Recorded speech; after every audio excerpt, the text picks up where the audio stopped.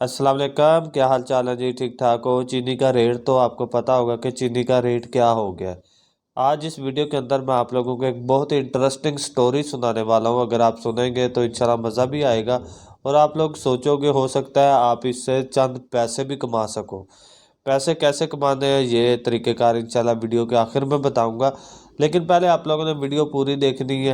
अगर चैनल पे न्यू हो तो हमारे चैनल को सब्सक्राइब कर लें ताकि हमारी वीडियोस आप लोगों को मिलती रहे। अब देखें, मेरी ये एक छोटी सी दुकान है, इतनी बड़ी दुकान तो नहीं है, बहुत ही छोटी सी है, यानी कि 1-1.5 लाख रुपए से मैंने इसको स्टार्ट किया था। अब मैंने दुकान के लिए चीनी लेनी थी, 10-20 हज़ार मेरे पास पड़ा हुआ था। तो मैंने सोचा क्यों ना चीनी की 2-4 बोरियां लेके रख लूं, क्योंकि चीनी ना सर्दियों में काफ़ी महंगी हो जाती है, चाय वगैरह बनती है।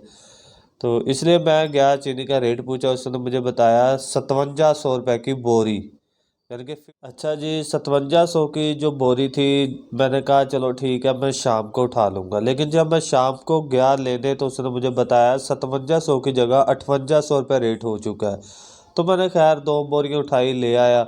मैंने कहा चलो जो 4 पैसे हमें बचेंगे, महंगी होनी है, देखते हैं कितनी महंगी होती है। अच्छा जी, 5700 की मैंने ली, 5800 की हो गई थी, फिर मैं उठा के लाया।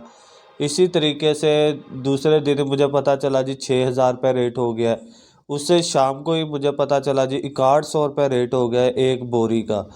तो आज ऐसे ही मैं बैठा हुआ था, मुझे कॉल आई कि जी चीनी का रेट फिर बढ़ चुका है, 7500 रुपये की बोरी हो गई है, यानी कि 7500 की बोरी।